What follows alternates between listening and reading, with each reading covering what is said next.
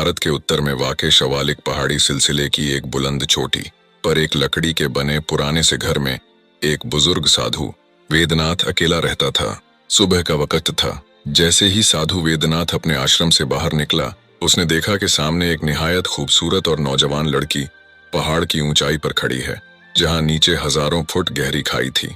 यह मंजर इतना चौंका देने वाला था कि वेदनाथ बेहिस होकर उसकी तरफ दौड़ पड़ा। अभी वो लड़की नीचे छलांग लगाने ही वाली थी कि अचानक साधु वेदनाथ ने पीछे से आकर उसके बाजू पकड़ लिए और उसे अपनी तरफ खींच लिया। लड़की ने झटके से साधु को पीछे धकेल दिया और गुस्से से बोली, तुमने मुझे रोकने की जुर्रत कैसे की? तुम होते कौन हो मेरी जिंदगी में दखल देने वाले? वो दोबारा आगे की तरफ बढ़ी, जैसे छलांग लगाने वाली हो।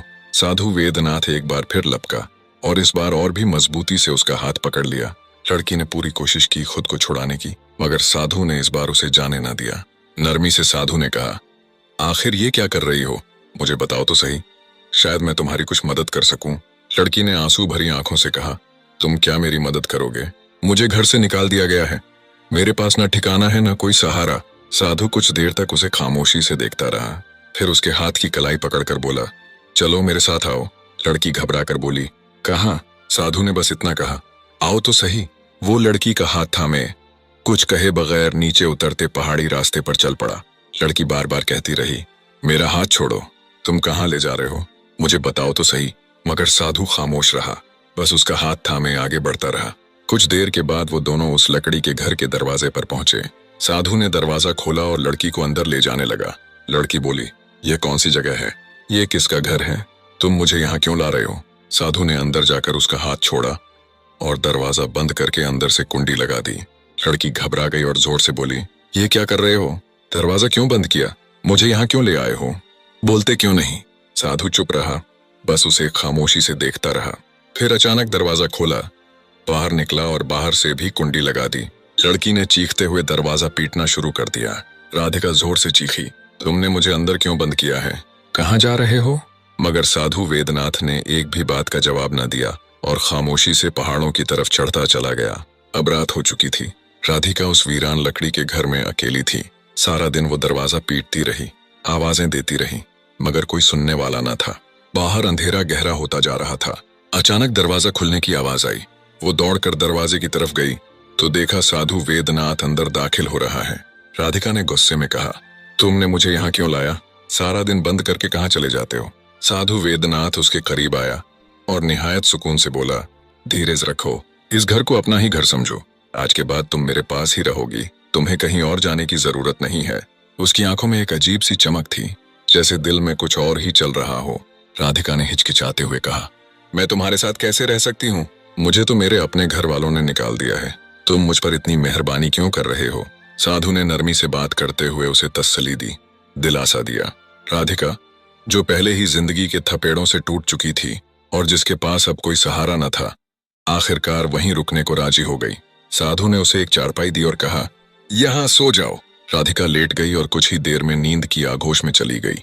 साधु भी अपने बिस्तर पर जाकर लेट गया, मगर नींद उसे नहीं आ रही थी। सारी रात वो राधिका के बारे में सोचता रहा। कितनी हसीन है ये, कितनी मासूम और कितनी टूटी हुई, वो दिल ही दिल में कहता रहा। सुबह हुई। साधु राधिका के पास आया और काफी देर तक खामोशी से उसका चेहरा देखता रहा। अचानक राधिका की आंख खुल गई। उसने चौंक कर फौरन अपनी चादर संभाली और हैरान होकर बोली, क्या हुआ? आप क्या करने आए हो? साधु ने नरमी से कहा, सुबह हो गई है, जाग जाओ। राधिका उठकर बैठ गई। तभी साधु दरवाजे की तरफ गया, बाहर निकला और दरवाजे पर बाहर से कुंडी लगा दी। राधिका पीछे से आवाज देती रही, दरवाजा पीटती रही, दरवाजा खोलो, कहाँ जा रहे हो? मगर साधु कुछ न बोला। वो पहाड़ों की तरफ खामोशी से चढ़ने लगा। दिन ढल गया, रात का अंधेरा फिर से छा गया। राधिका घर में तन्हा बैठी रही, खामोश, बेबस और टूटती हुई। अचानक दरवाजा खुलने की आवाज आई। राधिका दौड़ती हुई गई और देखा कि साधु वेदनाथ घर में दाखिल हो रहा है। राधिका ने गुस्से में उससे कहा, ये क्या कर रहे हो? मुझे दिन भर इस वीरान घर में कैद करके चले जाते हो और कुछ बताते भी नहीं। साधु उसे खामोशी से देखता रहा, फिर धीरे से बोला, कहीं नहीं गया था, बस एक जरूरी काम अधूरा रह गया था, उसे पूरा करने गया था। राधिका ने हैरत भरी निगाहों से उसे देखा। साधु ने कहा, जाओ अपने बिस्तर पर लेट जाओ। राधिका अपने बिस्तर पर लेट गई, मगर नींद नहीं आ रही थी। उसके जहन में यही सवाल गर्दिश कर रहे थे कि साधु रोज कुछ न कुछ अजीब हरकतें क्यों करता है, कहीं ये सब कोई चाल तो नहीं। इसी सोच में उसे नींद आ गई। साधु भी अपने बिस्तर पर लेट गया और जल्द ही सो गया। लेकिन आधी रात के वक्त राधिका को महसूस हुआ कि जैसे कोई उसके करीब है। उसने हल्की सी आंख खोली तो देखा कि साधु वेदनाथ उसके सिरहाने खड़ा है। साधु काफी देर तक उसे खामोशी से देखता रहा। फिर उसने आहिस्ता से कुछ पढ़ा और राधिका पर फूंक मार दी।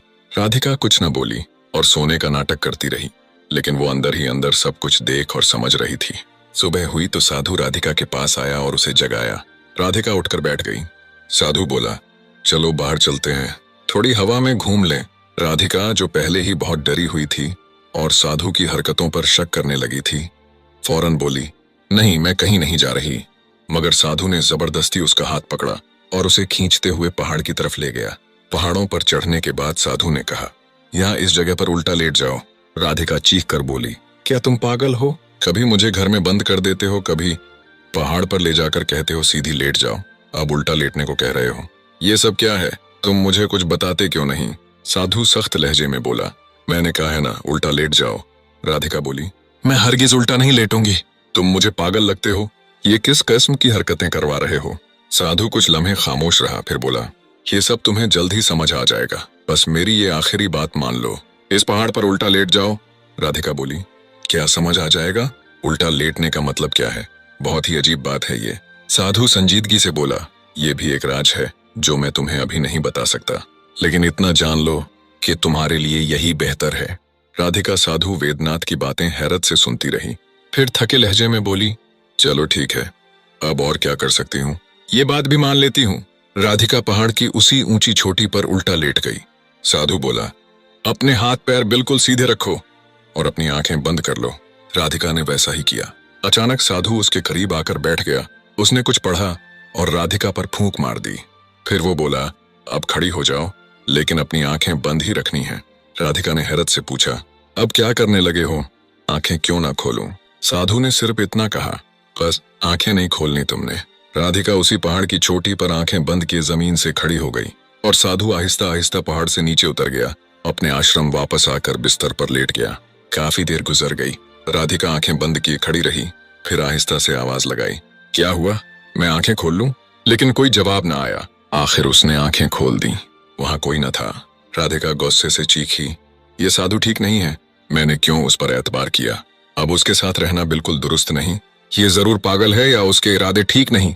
वो वहीं जमीन पर बैठ गई और साधु का इंतजार करने लगी। रात हो गई। उसी रात साधु दोबारा पहाड़ की चोटी पर चढ़ आया और राधिका के पास पहुंचा।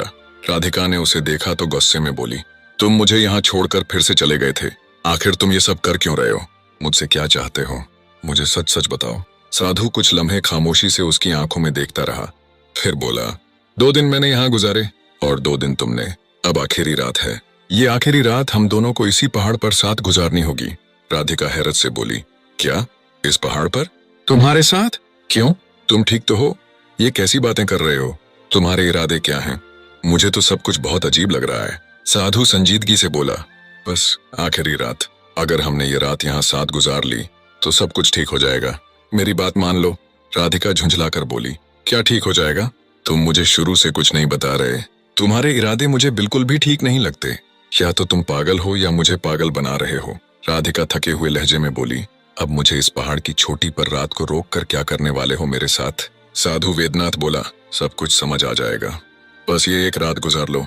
राधिका, जो पहले ही साधु की रोज की खामोशी, अजीब हरकतें और इसरार से परेशान थी, आखिरकार बोली, ठीक है, मैं आज की रात यहाँ गुजार लेती हूँ, लेकिन सुबह मैं तुम्हारा आश्रम छोड़कर चली जाऊंगी। अब मजीद तुम्हारे साथ नहीं रह सकती। साधु वेदनाथ ने हल्की मुस्कुराहट के साथ कहा, ठीक है, आज की रात तो गुजारो, लेकिन अगर तुमने ये रात मेरे साथ यहाँ गुजार ली तो फिर तुम खुद ही मुझे छोड़कर नहीं जाओगे। राधिका चौंक गई। ये क्या अजीब बातें कर रहे हो? तुम्हारे इरादे ठीक है ना? साधु ने आहिस्ता से कहा, वो तुम्हें रात को समझ आ जाएगा। फिर वो जमीन पर लेट गया और बोला, जैसे मैं लेटा हूं तुम भी ऐसे ही लेट जाओ। राधिका थोड़ा झिझकी, लेकिन जमीन पर लेट गई। साधु ने कहा, आंखें बंद करो और सो जाओ। राधिका ने आंखें बंद की और कुछ देर में नींद आ गई। साधु भी वहीं सो गया। रात के आखिरी पहर, जब सूरज निकलने वाला था, साधु वेदनाथ ने एक बार फिर कुछ पढ़ा और राधिका पर फूंक मारी। फिर उसने उसे आहिस्ता से जगाया। राधिका, खड़ी हो जाओ, लेकिन आंखें बंद ही रखनी है। राधिका ने उलझ कर कहा, ये क्या नया पागलपन है? कहीं तुम फिर से मुझे यहाँ छोड़कर तो नहीं जा रहे? मैं अब आंखें बंद नहीं रखूंगी। पहले भी 2 बार तुम मुझे अकेला छोड़ गए थे। साधु ने नरमी से कहा, नहीं, इस बार ऐसा नहीं होगा। बस आंखें बंद रखो। राधिका, जो अब बहुत थक चुकी थी, गुस्से में बोली, अच्छा ठीक है, और उसने अपनी आंखें बंद कर लीं।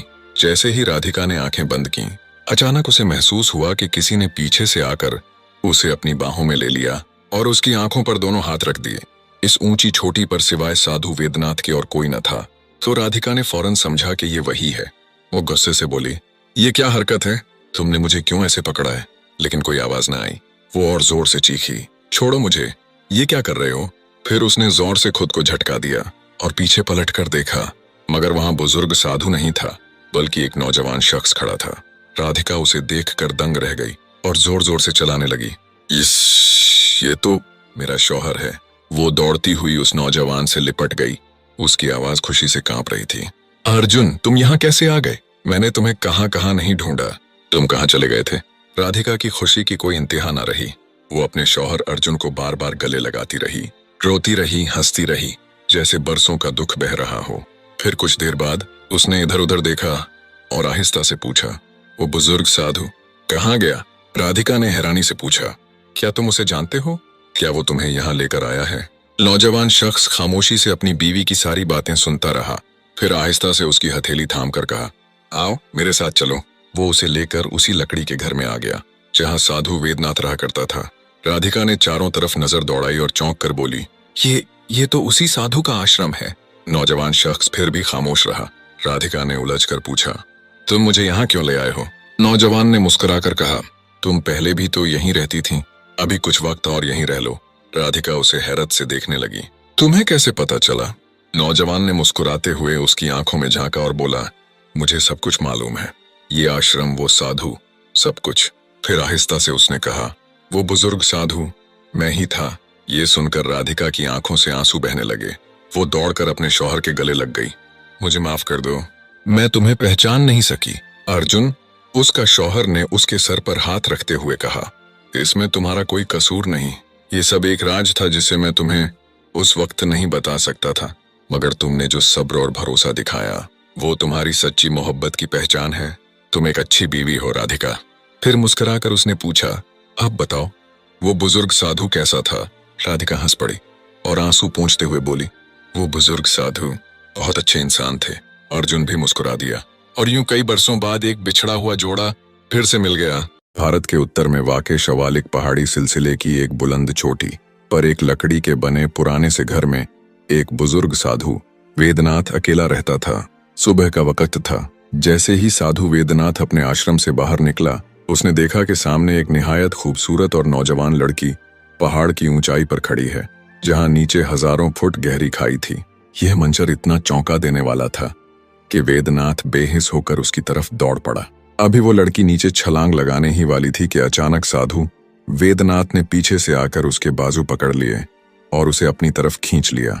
लड़की ने झटके से साधु को पीछे धकेल दिया और गुस्से से बोली, तुमने मुझे रोकने की जुर्रत कैसे की? तुम होते कौन हो मेरी जिंदगी में दखल देने वाले? वो दोबारा आगे की तरफ बढ़ी, जैसे छलांग लगाने वाली हो। साधु वेदनाथ एक बार फिर लपका और इस बार और भी मजबूती से उसका हाथ पकड़ लिया। लड़की ने पूरी कोशिश की खुद को छुड़ाने की, मगर साधु ने इस बार उसे जाने न दिया। नरमी से साधु ने कहा, आखिर ये क्या कर रही हो? मुझे बताओ तो सही, शायद मैं तुम्हारी कुछ मदद कर सकूं।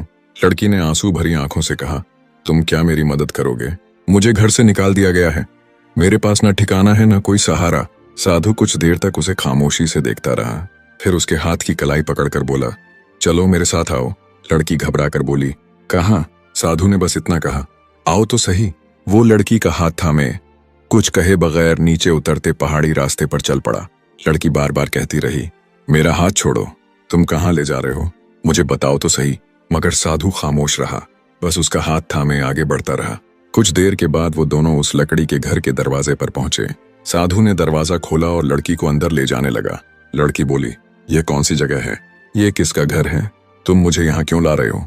साधु ने अंदर जाकर उसका हाथ छोड़ा और दरवाजा बंद करके अंदर से कुंडी लगा दी। लड़की घबरा गई और जोर से बोली, ये क्या कर रहे हो? दरवाजा क्यों बंद किया? मुझे यहाँ क्यों ले आए हो? बोलते क्यों नहीं? साधु चुप रहा, बस उसे खामोशी से देखता रहा। फिर अचानक दरवाजा खोला, बाहर निकला और बाहर से भी कुंडी लगा दी। लड़की ने चीखते हुए दरवाजा पीटना शुरू कर दिया। राधिका जोर से चीखी, तुमने मुझे अंदर क्यों बंद किया है? कहाँ जा रहे हो? मगर साधु वेदनाथ ने एक भी बात का जवाब न दिया और खामोशी से पहाड़ों की तरफ चढ़ता चला गया। अब रात हो चुकी थी। राधिका उस वीरान लकड़ी के घर में अकेली थी। सारा दिन वो दरवाजा पीटती रही, आवाजें देती रही, मगर कोई सुनने वाला न था। बाहर अंधेरा गहरा होता जा रहा था। अचानक दरवाजा खुलने की आवाज आई। वो दौड़कर दरवाजे की तरफ गई तो देखा साधु वेदनाथ अंदर दाखिल हो रहा है। राधिका ने गुस्से में कहा, तुमने मुझे यहाँ क्यों लाया? सारा दिन बंद करके कहाँ चले जाते हो? साधु वेदनाथ उसके करीब आया और निहायत सुकून से बोला, धीरज रखो, इस घर को अपना ही घर समझो। आज के बाद तुम मेरे पास ही रहोगी, तुम्हें कहीं और जाने की जरूरत नहीं है। उसकी आंखों में एक अजीब सी चमक थी, जैसे दिल में कुछ और ही चल रहा हो। राधिका ने हिचकिचाते हुए कहा, मैं तुम्हारे साथ कैसे रह सकती हूँ? मुझे तो मेरे अपने घर वालों ने निकाल दिया है, तुम मुझ पर इतनी मेहरबानी क्यों कर रहे हो? साधु ने नरमी से बात करते हुए उसे तसल्ली दी, दिलासा दिया। राधिका, जो पहले ही जिंदगी के थपेड़ों से टूट चुकी थी और जिसके पास अब कोई सहारा न था, आखिरकार वहीं रुकने को राजी हो गई। साधु ने उसे एक चारपाई दी और कहा, यहाँ सो जाओ। राधिका लेट गई और कुछ ही देर में नींद की आगोश में चली गई। साधु भी अपने बिस्तर पर जाकर लेट गया, मगर नींद उसे नहीं आ रही थी। सारी रात वो राधिका के बारे में सोचता रहा। कितनी हसीन है ये, कितनी मासूम और कितनी टूटी हुई, वो दिल ही दिल में कहता रहा। सुबह हुई। साधु राधिका के पास आया और काफी देर तक खामोशी से उसका चेहरा देखता रहा। अचानक राधिका की आंख खुल गई। उसने चौंक कर फौरन अपनी चादर संभाली और हैरान होकर बोली, क्या हुआ? आप क्या करने आए हो? साधु ने नरमी से कहा, सुबह हो गई है, जाग जाओ। राधिका उठकर बैठ गई। तभी साधु दरवाजे की तरफ गया, बाहर निकला और दरवाजे पर बाहर से कुंडी लगा दी। राधिका पीछे से आवाज देती रही, दरवाजा पीटती रही, दरवाजा खोलो, कहाँ जा रहे हो? मगर साधु कुछ न बोला। वो पहाड़ों की तरफ खामोशी से चढ़ने लगा। दिन ढल गया, रात का अंधेरा फिर से छा गया। राधिका घर में तन्हा बैठी रही, खामोश, बेबस और टूटती हुई। अचानक दरवाजा खुलने की आवाज आई। राधिका दौड़ती हुई गई और देखा कि साधु वेदनाथ घर में दाखिल हो रहा है। राधिका ने गुस्से में उससे कहा, ये क्या कर रहे हो? मुझे दिन भर इस वीरान घर में कैद करके चले जाते हो और कुछ बताते भी नहीं। साधु उसे खामोशी से देखता रहा, फिर धीरे से बोला, कहीं नहीं गया था, बस एक जरूरी काम अधूरा रह गया था, उसे पूरा करने गया था। राधिका ने हैरत भरी निगाहों से उसे देखा। साधु ने कहा, जाओ अपने बिस्तर पर लेट जाओ। राधिका अपने बिस्तर पर लेट गई, मगर नींद नहीं आ रही थी। उसके जहन में यही सवाल गर्दिश कर रहे थे कि साधु रोज कुछ न कुछ अजीब हरकतें क्यों करता है, कहीं ये सब कोई चाल तो नहीं। इसी सोच में उसे नींद आ गई। साधु भी अपने बिस्तर पर लेट गया और जल्द ही सो गया। लेकिन आधी रात के वक्त राधिका को महसूस हुआ कि जैसे कोई उसके करीब है। उसने हल्की सी आंख खोली तो देखा कि साधु वेदनाथ उसके सिरहाने खड़ा है। साधु काफी देर तक उसे खामोशी से देखता रहा। फिर उसने आहिस्ता से कुछ पढ़ा और राधिका पर फूंक मार दी। राधिका कुछ न बोली और सोने का नाटक करती रही, लेकिन वो अंदर ही अंदर सब कुछ देख और समझ रही थी। सुबह हुई तो साधु राधिका के पास आया और उसे जगाया। राधिका उठकर बैठ गई। साधु बोला, चलो बाहर चलते हैं, थोड़ी हवा में घूम लें। राधिका, जो पहले ही बहुत डरी हुई थी और साधु की हरकतों पर शक करने लगी थी, फौरन बोली, नहीं, मैं कहीं नहीं जा रही। मगर साधु ने जबरदस्ती उसका हाथ पकड़ा और उसे खींचते हुए पहाड़ की तरफ ले गया। पहाड़ों पर चढ़ने के बाद साधु ने कहा, यहाँ इस जगह पर उल्टा लेट जाओ। राधिका चीख कर बोली, क्या तुम पागल हो? कभी मुझे घर में